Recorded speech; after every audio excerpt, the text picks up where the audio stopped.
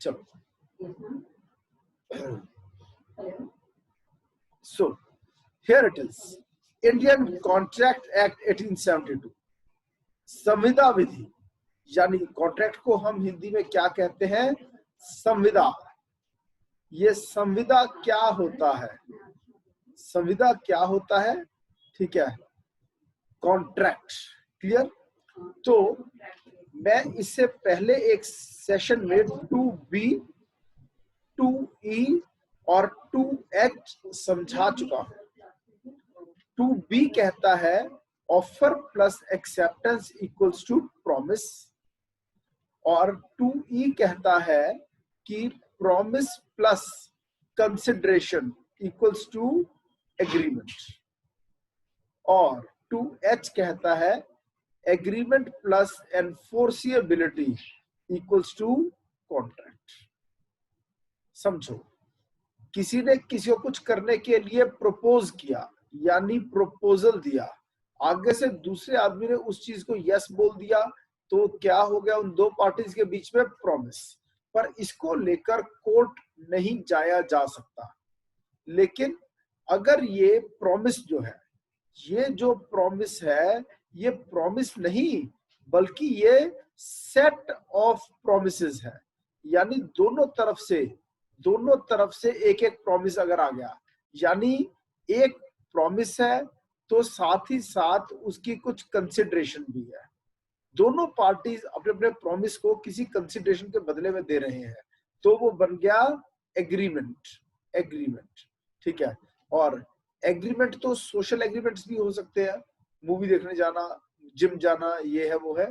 तो वही एग्रीमेंट अगर section 10 of Indian contract act 1872 के हिसाब से सारे के सारे एसेंशियल्स पूरे कर रहा है, सेक्शन 10 बात करता है उन कंडीशंस की जो पूरी हो जाने के बाद वो एग्रीमेंट क्या बन जाएगा? कॉन्ट्रैक्ट बन जाएगा। क्लियर? तो जो 2H में इंप्लाइड है, वो सेक्शन 10 में एक्सप्लिसिट है, यानी एक्सप्रेस्ड है। क्लियर? जिस बात का आइडिया हमें 2H से मिलता है उसको क्लियर करता है सेक्शन 10। ऐसा क्या है सेक्शन 10 में? अब हम उसको स्टडी करने जा रहे हैं। Section 10 of Indian contract act 1872। आओ देखते हैं बेर एक्ट को। वेट, मुझे यहां से दिखाना पड़ेगा आपको। ये रहा बेर एक्ट। ये बेर एक्ट आपके सामने मैंने खोल दिया, ये आ गया इसका सेक्शन नंबर 10 आप लोगों के सामने। ठीक है जी, here comes section 10, 6, 7, 8, 9, 10। What agreements are contracts? समझिए, ऑल एग्रीमेंट्स आर कॉन्ट्रैक्ट्स। ये क्या कहता है?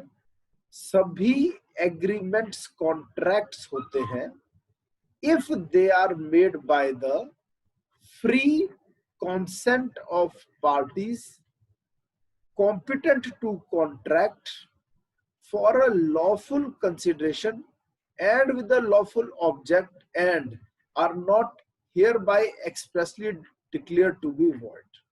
Okay, nothing herein contained shall affect any law in force in India and not hereby expressly repealed, by which any contract is required to be made in writing,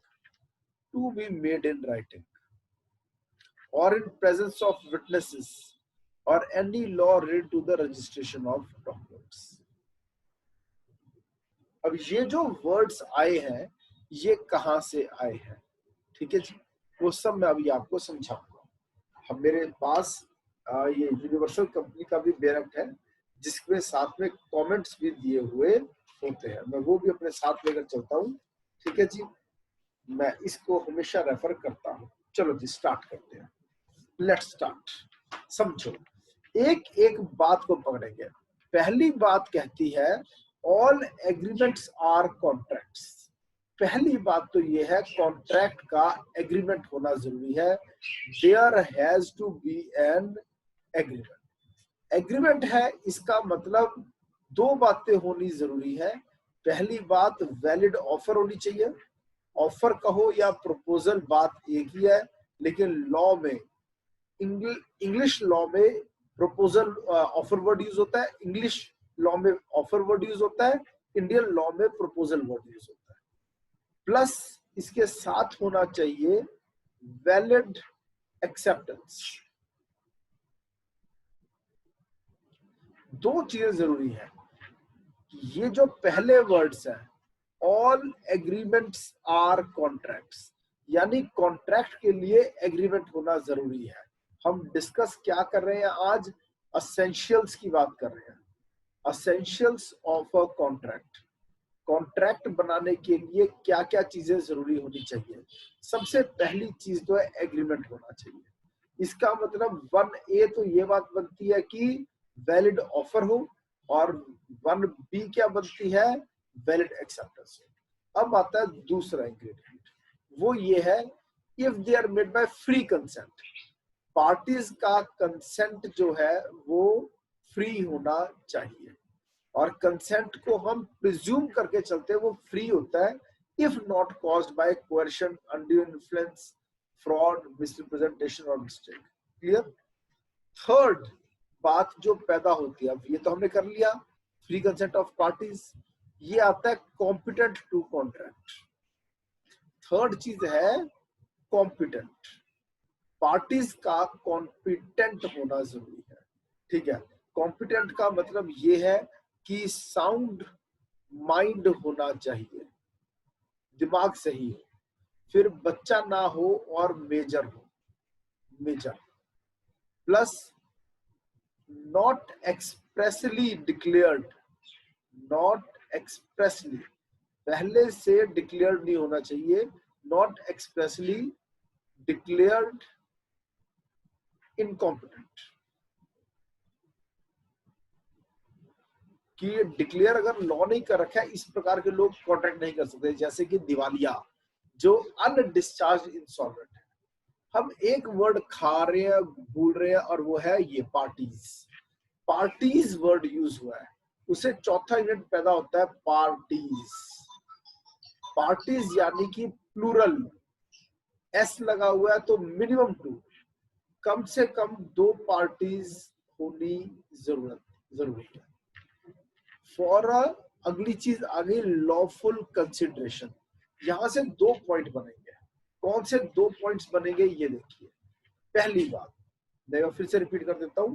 सबसे पहला मैंने point बनाया कि agreement होना चाहिए, यानी वैलिड ऑफर होनी चाहिए और वैलिड एक्सेप्टेंस होनी चाहिए, यही बताया था मैंने आपको। फिर सेकंड नंबर पर मैं आपको बता चुका हूं कि क्या होना चाहिए। सेकंड नंबर पर दोनों जो पार्टीज हैं, ठीक है, उनका कंसेंट फ्री होना चाहिए, फ्री कंसेंट होना चाहिए। फिर तीसरी बात ये थी, ठीक है, वेट,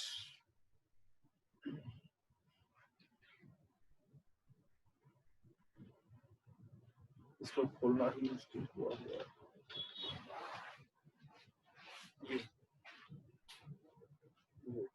इसको फिर रखते हैं। ये देखिए, दूसरी बात थी फ्री कंसेंट, तीसरा था कॉम्पिटेंट, और फिर पार्टीज। ठीक है, थर्ड पार्टीज का कॉम्पिटेंट होना जरूरी है। फोर्थ पार्टीज होनी चाहिए, यानी कि प्लूरल होना चाहिए, यानी मिनिमम 2 होना चाहिए। कॉम्पिटेंट में 3 चीजें बताई थी, ठीक है, मेजर होना जरूरी है, साउंड माइंड होना जरूरी है, साउंड माइंड, और सबसे लास्ट पॉइंट जो इसमें आता है वो है not expressly declared incompetent to contract. अब आता है 5वें नंबर पे, this is the 5th point. समझिए ये कहां से पैदा होता है, हमारा 5th पॉइंट। ठीक है, समझिए जो हमारा बेयर एक्ट है वो क्या कहता है, lawful consideration and with a lawful object. इसका क्या मतलब है, इधर समझिए कि कंसिडरेशन होनी जरूरी है।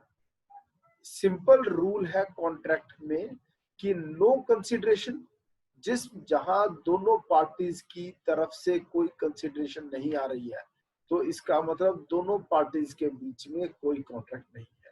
No consideration no contract.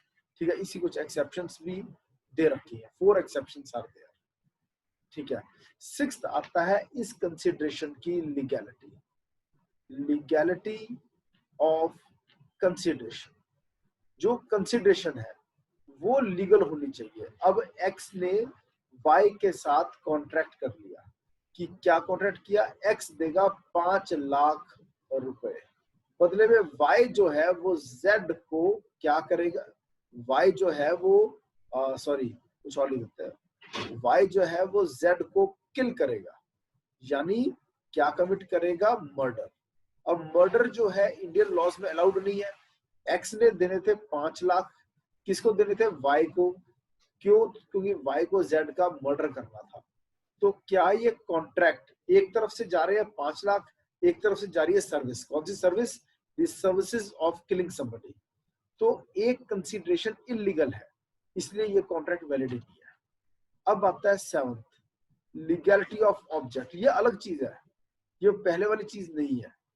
ठीक है, लीगैलिटी ऑफ ऑब्जेक्ट क्या है वो भी समझा देता हूं कि एक आदमी ने दूसरे आदमी की प्रॉपर्टी किराए पे ली, से ए ने बी का हाउस, बी का ये हाउस है, इसको किराए पे लिया और उसने कहा मैं यहाँ पर 3 काम करूंगा।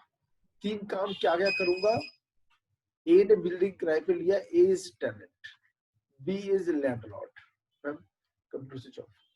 ठीक है जी, तो टेनेंट ने क्या काम करना है यहाँ पे, वो कहता मैं प्रोस्टिट्यूशन का बिजनेस स्टार्ट करूंगा, प्रोस्टिट्यूशन का, I will run a brothel, brothel कहते हैं वैश्यावृत्ति के अड्डे को, ब्रोथल। या फिर मैं गैम्बलिंग करूं, गैम्बलिंग हाउस इलीगल तरीके से रन करूंगा, या फिर मैं यहाँ स्टोलन प्रॉपर्टी, स्टोलन प्रॉपर्टी को, चुराई हुई प्रॉपर्टी को छुपाया करूंगा। ये सारी ही तीनों चीजें जो मैंने बताई है ये क्या है, इलीगल है, वर्क इलीगल है। यानी कि क्या हो रहा है यहाँ पर, इलीगल ऑब्जेक्ट है। देखो एग्रीमेंट ये हुआ कि बी दे रहा है अपना हाउस और ए दे रहा है उसे पैसा, समझ में आया, ए दे रहा है से 50,000 रुपया महीना किराया रेंट दे रहा है और ये हाउस दे रहा है। एक तरफ से जा रहा है किराया, एक तरफ से जा रहा है घर, दोनों चीजें यहाँ लीगल है। रेंट भी लीगल चीज है, घर भी लीगल चीज है, मगर जो ऑब्जेक्ट है जिस काम के लिए जा रहा है, मोटिव, वो है प्रोस्टिट्यूशन का बिजनेस, गैम्बलिंग या स्टोलन प्रॉपर्टी छुपाना, ये सारी चीजें इलीगल है। इसलिए ये कॉन्ट्रैक्ट नहीं है, this just an agreement not a contract, because object illegal है। फिर से आ रहा हूं मैं, आपको बेरट पे लेके चल रहा हूँ। ये देखो, अब हमने ये पॉइंट कर लिया, ऑब्जेक्ट शुड बी लॉफुल। अब अगला पॉइंट आ रहा है, नॉट एक्सप्रेसली डिक्लेयर्ड वॉइड। ठीक है, इस पॉइंट को एक्सप्लेन करता हूं। नॉट, देखिए पॉइंट की गिनती भी देख लेते हैं कि कहां तक पहुंच गई है हमारी। ठीक है, 7th के बाद ये 8th पॉइंट है, नॉट एक्सप्रेसली डिक्लेयर्ड। फिर से दिखाता हूं यहाँ पे आपको, ये देखिए, not expressly declare to be void, कि जो कॉन्ट्रैक्ट हो रहा है वो ऐसा नहीं होना चाहिए, ठीक है, जो कि पहले से वॉइड हो। ऐसे कई एग्रीमेंट्स हैं जो कि पहले डिक्लेयर कर दिया, जैसे कि अगर आप agreement in restraint of trade, जो ट्रेड को रोकने के लिए है, agreement in restraint of marriage, अगर तुम कभी शादी करोगे ही नहीं तो मैं तुम्हें 50,000 रुपए दूंगा जब तुम 60 की एज के हो जाओगे। क्या ये वैलिड है, क्या ये कॉन्ट्रैक्ट है, नहीं। किसी को शादी के से रोकना गलत है। ठीक है, फिर वेजरिंग एग्रीमेंट्स, शर्तें, agreement by way of wager, शर्त लग गई, अगर कल बारिश आई तो तुम मुझे 1 लाख दोगे, नहीं आई तो मैं तुम्हें 1 लाख दूंगा। ये क्या है, agreement by way of wager. शर्त लगाना इलीगल नहीं है।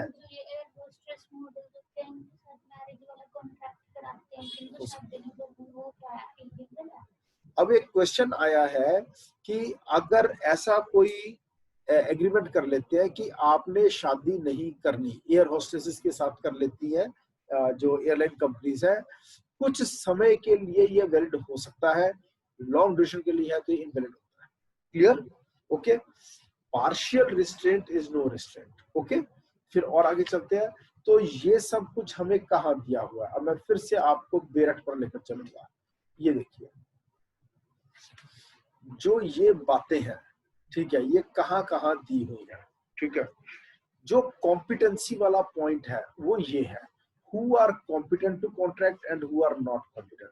जो कहता है साउंड माइंड भी होना जरूरी है, नॉट एक्सप्रेसली डिस्क्वालिफाइड भी नहीं होना चाहिए, और जो वो आदमी है उसकी एज भी मेजॉरिटी वाली होनी चाहिए, 18 साल की एज होनी चाहिए। क्लियर? मगर व्हाट इज साउंड माइंड? किसी को दौरे पड़ते हैं, कभी वो पागल हो जाता है, कभी सही हो जाता है। तो जब वो पागल आदमी जब सही है, जब वो रैशनल जजमेंट कर सकता है, उस टाइम कॉन्ट्रैक्ट कर सकता है। क्योंकि हो सकता है यूजुअली जो अनसाउंड माइंड का हो, ओकेजनली वो कोई साउंड माइंड का होता हो।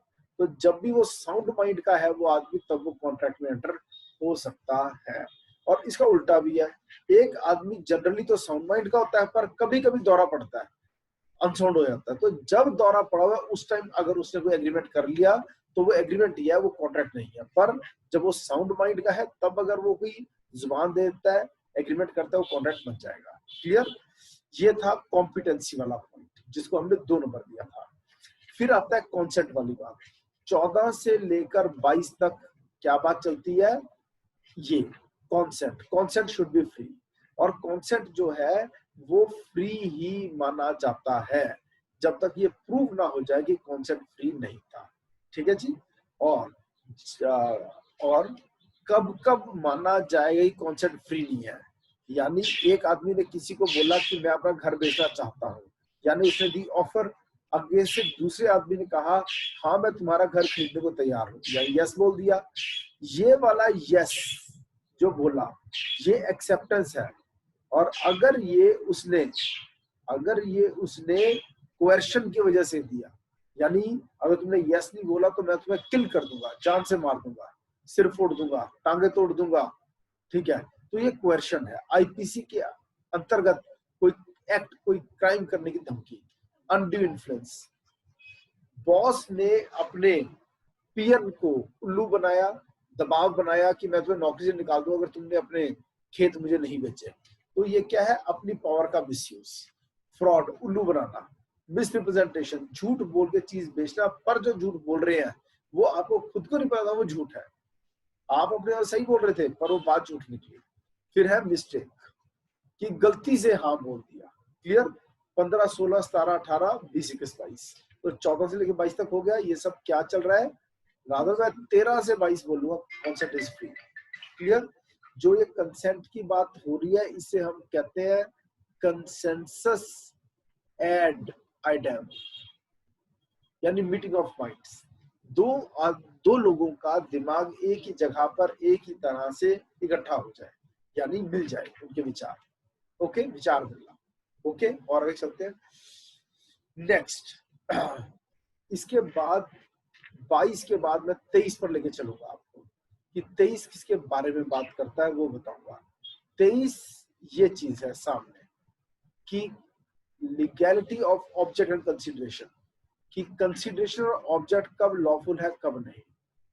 अगर वो फॉरबिडन बाय लॉ है, या फिर वो किसी लॉ के प्रोविजंस को डिफीट कर रहा है, या फ्रॉडुलेंट है, या उससे किसी को चोट या नुकसान पहुंच रहा है, या फिर कोर्ट उसे इमोरल मानती है, या पब्लिक पॉलिसी के खिलाफ है, तो क्या मानेंगे? कि इधर ऑब्जेक्ट इज नॉट लीगल और the consideration is not legal. Clear? 23 इससे डील करता है। ना सिर्फ 23 इससे डील करता है बल्कि 24 भी इससे जुड़ा हुआ है। और 24 कहता है अगर इन पार्ट लीगल है, इन पार्ट इलीगल है, if any part of a consideration is legal and other part is not, ठीक है, तो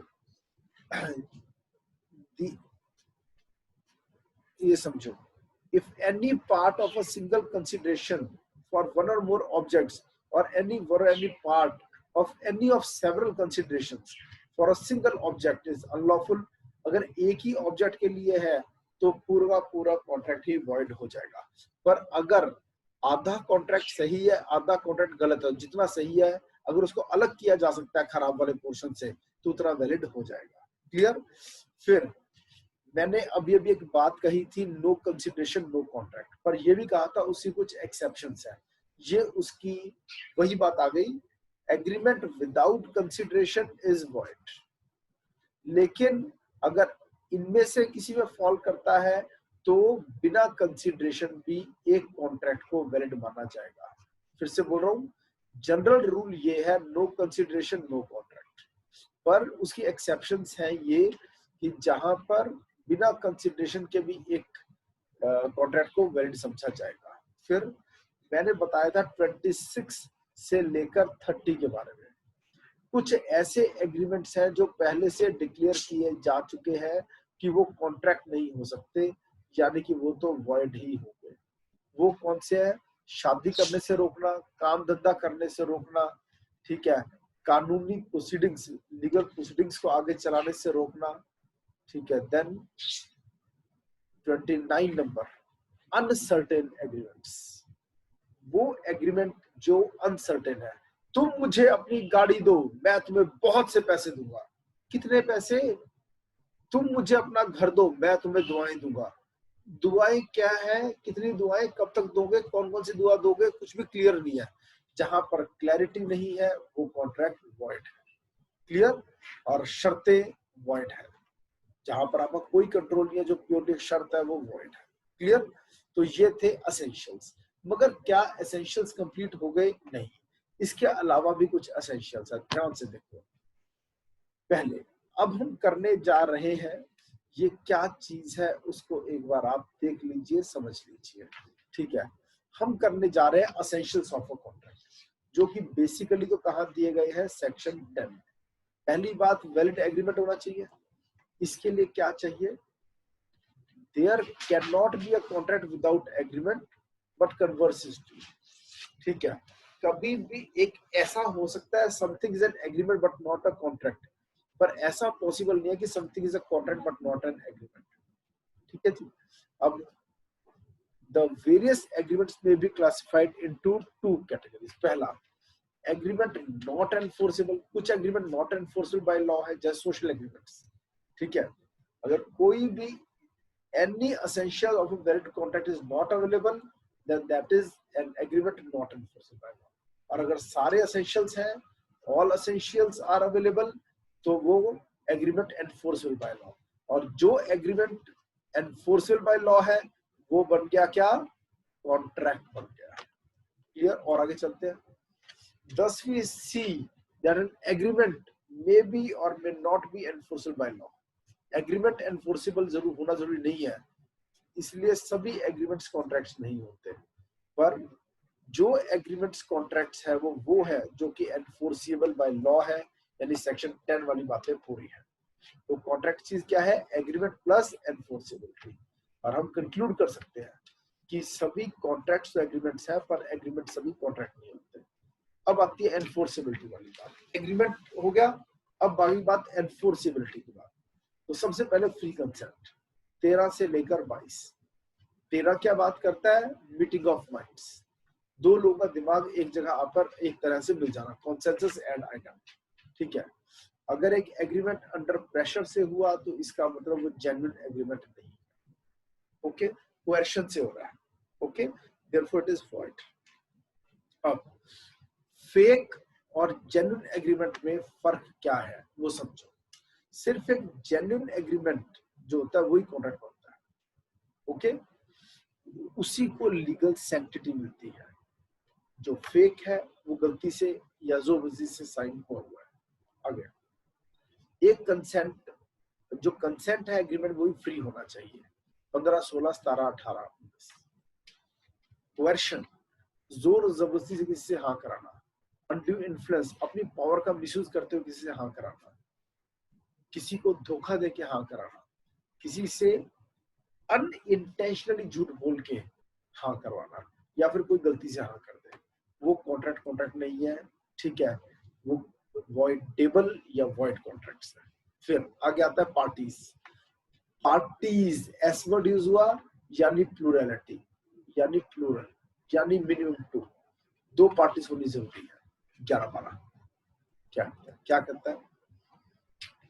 हर तरह के लोग हैं दुनिया में, पागल भी है, बीमार भी है, गरीब भी है, ठीक है, इमेच्योर लोग भी हैं। ओके, तो हर इंसान कॉन्ट्रैक्ट में एंटर होने के लिए जो है वो कैपेबल नहीं है। ओके, तो जो अनसाउंड माइंड के लोग हैं, जो अनसाउंड माइंड के लोग हैं या जो माइनर है, ठीक है, अगर उनके द्वारा हम बोली गई हाँ से उनको बांध दिया जाएगा तो इसके सीरियस कॉन्सिक्वेंसेस सामने आएंगे, क्योंकि ये वो लोग हैं जो प्रैक्टिकल बातें जमाने की समझ नहीं पाते। So they can not be expose to cruel world. लोग एक दूसरे को नुकसान पहुंचा के खुद फायदा कमाने के लिए मारे मारे फिर रहे हैं। तो कुछ लोगों को हमारी प्रोटेक्शन की जरूरत है, खास करके वो जो या तो पागल है, अनसाउंड माइंड, या फिर जो भी बच्चा है। They do not have capacity to rationalise the agreement. जिस एग्रीमेंट वो एंटर होने जा रहे हैं वो उनके फायदे में है या नहीं है, इससे उनको क्या नुकसान होगा, इन लोगों को उसका पता ही। ओके, कैपेसिटी और कॉम्पिटेंसी ये क्या है? इसका मतलब है सही और गलत के बीच का फर्क समझ पाना। और ना पागल आदमी समझ सकता है, ना बच्चा समझ सकता है। एक बच्चा शायद एक टॉफी के लिए अपनी करोड़ों की प्रॉपर्टी ट्रांसफर करने के लिए भी हाँ बोल देगा। टॉफी के लिए बच्चे इतने दीवाने हो जाते हैं। क्लियर? तो लॉ का फर्ज बनता है ऐसे लोगों की प्रोटेक्शन। अगला आता है लॉफुल कंसिडरेशन और लॉफुल ऑब्जेक्ट। कंसिडरेशन अलग चीज है, ऑब्जेक्ट अलग है। जैसे कि मैंने ऑब्जेक्ट में एग्जांपल दिया, एक आदमी देगा रेंट, दूसरा बदले में देगा अपना हाउस, मगर पता है हाउस इलीगल काम के लिए इस्तेमाल होता है, जैसे prostitution, gambling, something like this, और रिसीविंग स्टोलन प्रॉपर्टी। क्लियर? तो ये है अगर कंसिडरेशन इलीगल हो कि मैं तुम्हें पैसा दूंगा, तुम मुझे बदले में उस इंसान का मर्डर करके ला दो, तो मर्डर करना आईपीसी में ऑफेंस है, इलीगल है, तो ये नो कॉन्ट्रैक्ट। ओके, क्योंकि लॉ रिकॉग्नाइज नहीं करता एक इलीगल काम, अनलॉफुल काम करने का सौदा। वो एग्रीमेंट ऐसा नहीं होना चाहिए जो इंडियन कॉन्ट्रैक्ट एक्ट में पहले डिक्लेयर किया जा चुका है कि वो वर्ड होगा, जैसे 26 से 30 और सेक्शन 56। 26 से 30 क्या है? ठीक है, जैसे कि शादी ना करने का कॉन्ट्रैक्ट, काम धंधा ना करने का कॉन्ट्रैक्ट, सब वॉइड है।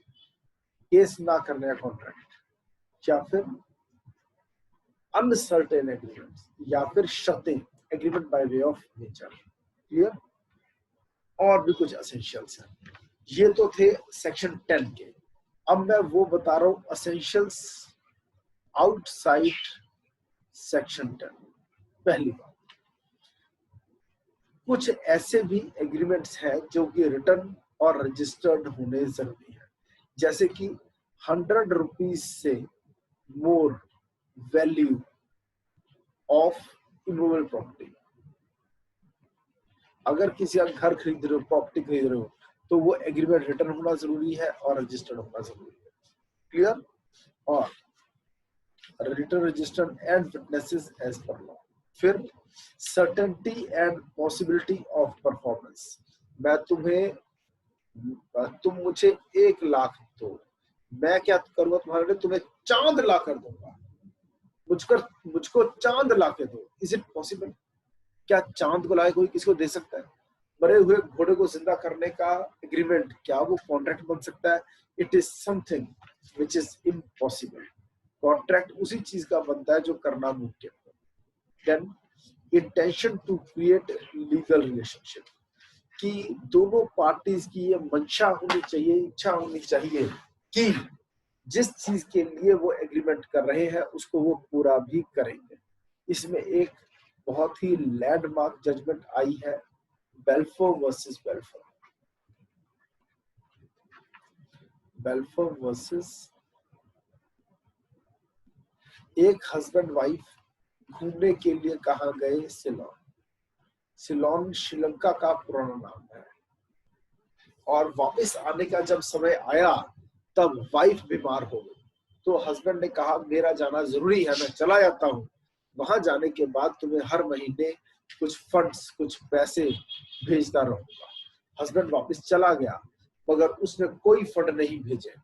तो वाइफ ने केस करके पैसा लेना चाहा, तो कोर्ट ने कहा जब हस्बैंड ने वादा किया था पैसे भेजने का, ठीक है, तो वो एक सोशल एग्रीमेंट था, वो एक सोशल एग्रीमेंट था, और हरगिज भी उसका कोई लीगल रिलेशन इस्टेब्लिश करने का कोई प्रॉमिस नहीं था। समझ में आया? इसलिए there was no intention to create legal relationship. अब देखो, ये बातें सब लॉ में लिखी हुई है। जैसे 100 रुपए वाली बात की, इमूवेबल प्रॉपर्टी की ट्रांजैक्शन कम से कम 100 रुपए से ऊपर की अगर है, ठीक है, तो आपको कंपल्सरी रजिस्ट्रेशन एक्ट में आपको क्या करानी होगी? रजिस्ट्रेशन करानी होगी। क्लियर? ओके। और ये बात लॉ में लिखी है, ये लॉ में लिखी है, ये कहाँ लिखी है? जजमेंट्स में, judgment law. Clear? Contract act में intention to create a legal relationship का जिक्र नहीं हुआ है। अब हमने ये जो पॉइंट्स किए हैं, 8 पॉइंट्स कर लिए हैं। 5 पॉइंट हमने निकाले हैं कहां से? सेक्शन 10 में से। Section 10, okay. और 3 पॉइंट्स निकाले हैं आउटसाइड सेक्शन 10। ये है वो 3 पॉइंट्स, ठीक है। ये 3 नंबर पॉइंट, ये 2 नंबर पॉइंट, ये 1 नंबर पॉइंट। क्लियर? तो सेक्शन 10 से बाहर के पॉइंट्स हैं ये 3, और ये वाले 5 पॉइंट सेक्शन 10 के पॉइंट्स हैं। क्लियर? तो कल आपको ये याद करके रखना है। कल हम इस सेशन से स्टार्ट करेंगे valid agreement, valid proposal, valid acceptance. Any question, कुछ आप पूछना चाहते हैं तो अपना क्वेश्चन पूछें। Any query from anywhere? No